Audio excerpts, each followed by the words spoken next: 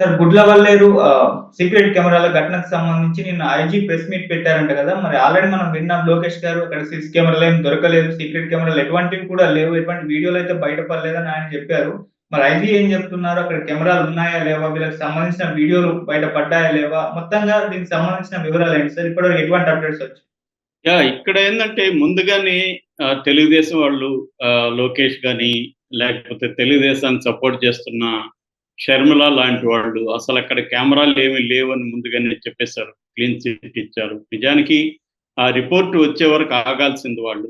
కానీ వాళ్ళు ముందుగానే ఎందుకు చెప్పారనేది ఇప్పుడు అందరికి డౌట్.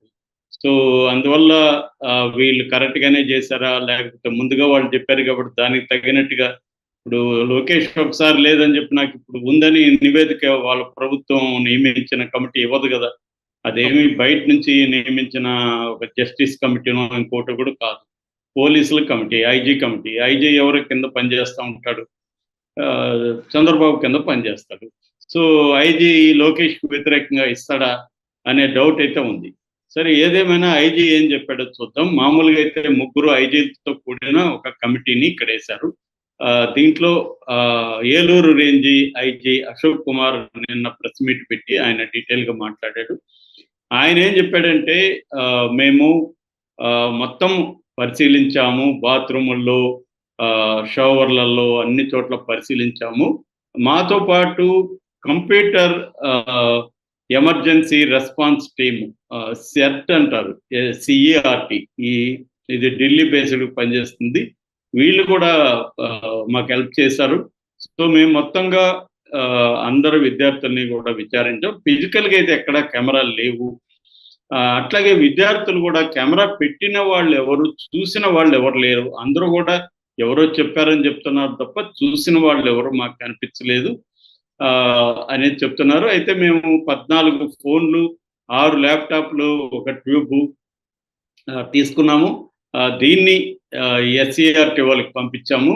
వాళ్ళు కూడా మొత్తం పరిశీలించి ఇంకొక 2, 3 డేస్‌లో వాళ్ళు రిపోర్ట్ ఇస్తారు. దాన్ని బేస్ చేసుకొని ఏమైనా ఉంటే మళ్ళీ బయట పెడతాము అనేది వాళ్ళు చెప్తున్నారు. అంటే క్లియర్‌గా ఆయన చెప్తున్నది ఏంటంటే ఈ కెమెరాలు అయితే హిడెన్ కెమెరాలు ఎక్కడా లేవు అనేది క్లీన్ సర్టిఫికేట్ ఇచ్చాడు. అట్లాగే విద్యార్థులు, పేరెంట్స్ అందరితో కూడా మేము మాట్లాడాము. వరీ కావాల్సింది లేదు. నిజంగా ఇది నిజమైతే ఇబ్బంది లేదు. ఎందుకంటే విద్యార్థులు అక్కడ చదివేవాళ్ళు, వాళ్ళ పేరెంట్స్ అందరూ ఆందోళనలో ఉన్నారు. ఎందుకంటే తమ అమ్మాయి వీడియో ఎక్కడ బయటకెళ్తుందో అన్న ఒక భయంలో వాళ్ళు బతుకుతున్నారు. ఇది వాళ్ళకి గుడ్ న్యూస్ అని చెప్పాలి. అయితే ఇక్కడ డౌట్ ఇందాక చెప్పినట్టుగా లోకేష్ ముందే చెప్పేసి దానికి తగినట్టు వీళ్ళు నివేదికిస్తున్నారా అనేది కూడా ఒక డౌట్ అయితే ఉంది. ఏదేమైనా బయట ఇప్పటి వరకు ఒక వీడియో కూడా బయటకైతే రాలేదు కాబట్టి ఇది లేదనే మనం అనుకోవచ్చు. అయితే ఇది ఎందుకు జరిగింది? అసలు ఈ పుకారు ఇప్పుడు అన్ని కాలేజీల్లో రాంది ఈ కాలేజీలో మాత్రం ఎందుకు వచ్చింది? కెమెరా ఉందని అసలు ఎందుకు అన్నారనే దానికి పాజిబుల్ ఇది నా తెలుగుదేశం మీడియా ఈయనేం చెప్పలేదు ఆ స్టోరీ. అఫీషియల్‌గా కదా చెప్పాలి. అఫీషియల్‌గా చెప్పలేదు. ముందే తెలుగుదేశం మీడియా ఒక పాజిబుల్ స్టోరీని క్రియేట్ చేసింది. ఆ స్టోరీ ఏందంటే ఇక్కడ విజయ్ అనే విద్యార్థి ఒక అమ్మాయితో అఫైర్ ఉంది. వాళ్ళిద్దరు కలిసి ఓయోకి వెళ్తా ఉంటారు. అతను వీడియోలు తీసుకోవడం అలవాటు. ఫోన్‌తో వీళ్ళిద్దరి రొమాన్స్‌ని అతను రికార్డ్ చేస్తూ ఉంటాడు. Video recording. ఒకరోజు ఈ అమ్మాయిని ఇంకొక అబ్బాయి లవ్ చేస్తున్నాడు. అయితే ఈ అమ్మాయి ఆ అబ్బాయిని లవ్ చేయట్లేదు. ఆ అబ్బాయికి ఈ విషయం తెలిసింది. ఇలాగ వీడియోలు వాడు విజయ్ అనేవాడు ఎవరికో చూపిస్తున్నాడు. చూడరా మా ఇద్దరి వ్యవహారం ఎలా ఉందో అని చూపిస్తున్నాడు. నేను ఎంజాయ్ చేస్తున్నాను చూపిస్తున్నాడు అని ఇంకొక ఫ్రెండ్‌కి చెప్తే, ఆ ఫ్రెండ్ ఈ విజయ్‌కి ఫోన్ చేసి, నీ చెల్లితో కూడా నాకు అఫైర్ ఉంది. మేము కూడా వీడియోలు తీసుకున్నాం రా అని వాడు బెదిరించాడు. ఇలాగా అది మెల్లమెల్లగా ఈ విజయ్‌ది ఆ అమ్మాయి వీడియో లీక్ అయింది. అమ్మాయిలంతా కూడా ఈ అమ్మాయిని అడుగుతున్నారు. ఏంటి నీ వీడియో లీక్ అయింది ఎలాగా అని. అప్పుడు ఆ అమ్మాయి దాని నుంచి ఎస్కేప్ అవ్వడం కోసం నాది కాదు మీ వీడియోలు కూడా లీక్ అయినాయి. నేను కెమెరా పెట్టాను. నా విజయ్ కెమెరా పెట్టమన్నాడు. నేను కెమెరా పెట్టాను. మీవన్నీ కూడా రికార్డ్ చేసి ఇచ్చాను విజయ్‌కి. దాదాపు 300 వీడియోలు ఉన్నాయి. వాడు డబ్బులకి అమ్ముకుంటున్నాడని ఆ పిల్ల చెప్పిందనేది వెర్షన్. మరిప్పుడు ఆ అమ్మాయిని వీళ్ళు విచారించారా? ఆ అమ్మాయి ఏం చెప్పింది, విజయ్ అనేవాడిని విచారించారా, వాడేం చెప్పాడు, ఈ డీటెయిల్స్ అంతా వీళ్ళైతే ఇప్పుడు ఇవ్వలేదు. ఇదంతా తెలుగుదేశం క్రియేట్ చేసిందా, లేకపోతే తెలుగుదేశం మీడియా తప్పించుకోవడానికి చేసిందా, కొంత డౌట్లు వస్తున్నాయి. ఇది అంటే ఇది ఫెయిర్గా జరిగిందా, ఈ ఎంక్వైరీ అంతా, లేకపోతే వీళ్ళెందుకు ఇంత అత్యుత్సాహం చూపిస్తున్నారు, పైగా ఇదంతా వైసీపీ పని అని కూడా నిందించారు మొన్నటి వరకు. మరి నిన్నేమో మళ్ళీ వైసీపీ పేరు లేకుండానే ఆంధ్రజ్యోతి ఇదంతా కూడా ఈ పిల్లలు చేశారని చెప్తుంది. మరి ఇది వైసీపీ చేయకపోతే పిల్లలే చేస్తుంటే ఆ అమ్మాయి అలా ఎందుకు చెప్పింది అనేది ఒకటి రావాలి. రెండోది, ఆ అబ్బాయి ఆ అమ్మాయిని బెదిరించాడని కూడా తెలుగుదేశం మీడియా గతంలో రాసింది.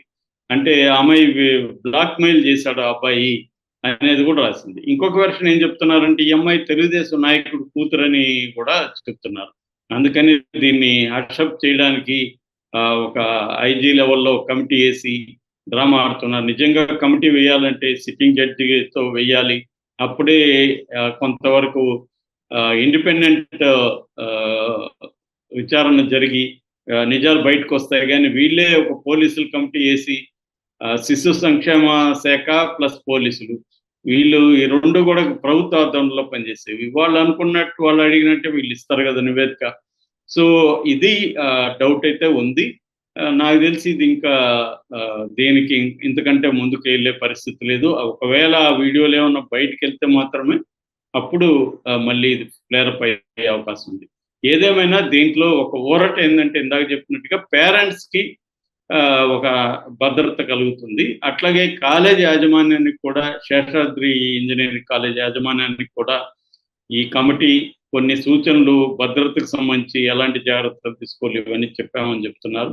ఒక్కొక్కసారి కొన్నిసార్లు ఒకవేళ ఇది అబద్ధమా నిజమా, ఈ నివేదిక కరెక్టా కాదా అనేది పక్కన పెడితే దీని ఫలితంగానే మనం చూస్తే నిజంగా జరుగున్నా కూడా జరగలేదని చెప్పగలిగి నమ్మించగలిగితే మంచిదే. ఎందుకంటే పేరెంట్స్కి పిల్లలకి ఒక ఈ గిల్లి భయం అనేది ఏదైతే ఉంటుందో అది పోతుంది దీనివల్ల. లేదంట కెమెరాలు మనమేం వీడియోలు బయటకు రాలేదంట అన్న ఒక అస్యూరెన్స్ వాళ్ళకి రావడం వల్ల వాళ్ళు ప్రశాంతంగా ఉండగలుగుతారు. లేదంటే మన వీడియోలు ఎక్కడ బయటకు వస్తాయని ఒక టెన్షన్ వాళ్ళల్లో ఉంటుంది. చదువు మీద ఫోకస్ చేయలేరు.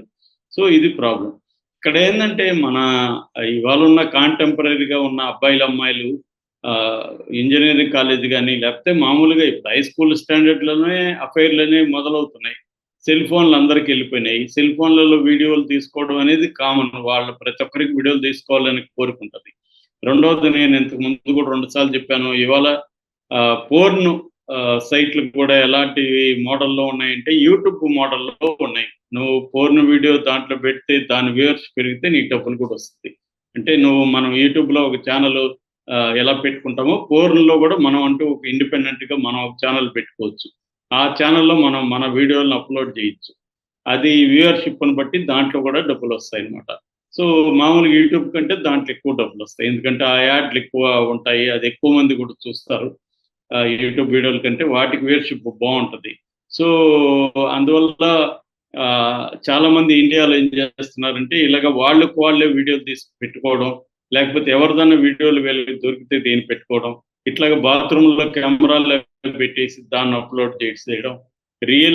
ఎప్పుడైనా కూడా మనుషులు రియల్గా తీశారు, రియల్ బాడీస్ అన్నప్పుడు ఎక్కువ వ్యూవర్షిప్ వచ్చే అవకాశం ఉంది. ఇప్పుడు కూడా ఈ వీడియోలు కోసం చాలా మంది సెర్చ్ చేశారని గూగుల్లో డేటా మనకు కనబడుతుంది. ఆ వీడియోలు చూద్దామని ఉగులాటం చాలా మందికి ఉంది.